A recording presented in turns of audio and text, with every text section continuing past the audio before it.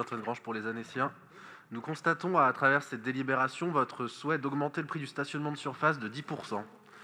À elle seule, elle décrit votre politique qui ne se préoccupe pas du climat ou de l'écologie, mais pour nous d'un dogme qui ne considère nullement ce qui est pourtant le quotidien des habitants de notre bassin de vie. Cette mesure, comme la hausse de la fiscalité, intervient dans une période, et ça a déjà été dit, où le pouvoir d'achat des ménages est fortement impacté par l'augmentation des dépenses contraintes liées notamment à l'explosion des prix de l'énergie et à l'inflation.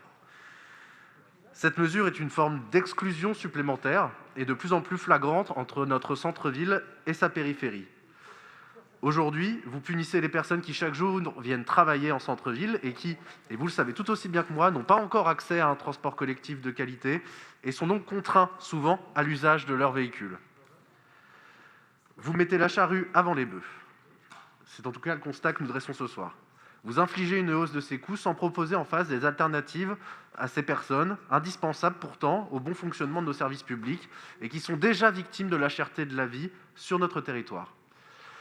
Cette politique accentue les inégalités, pourtant déjà très prégnantes, sur le territoire de notre collectivité. Nous nous opposerons donc vivement à cette augmentation du prix du stationnement de surface et nous voterons donc contre cette délibération.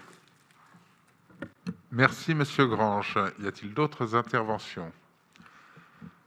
Monsieur Dupertuis. Oui, la première, elle est plus anecdotique par rapport à ce que vient de dire mon collègue, mais je m'étonne qu'en page 10, les encarts publicitaires dans le bulletin municipal n'aient pas, eux, d'augmentation. Quand on voit qui c'est qui fait de la publicité dans le bulletin municipal, c'est-à-dire les promoteurs immobiliers du coin et les banques, je pense qu'ils pouvaient se voir appliquer 2,5% d'augmentation, ça ne les aurait pas fait boiter.